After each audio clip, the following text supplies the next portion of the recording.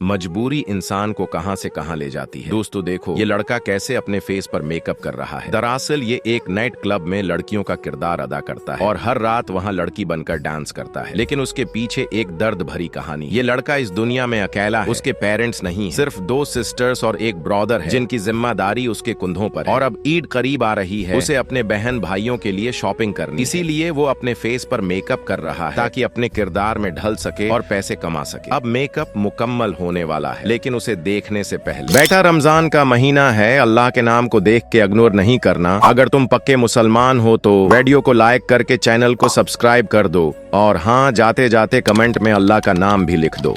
Wow, ये तो वाकई एक लड़की लग रहा है।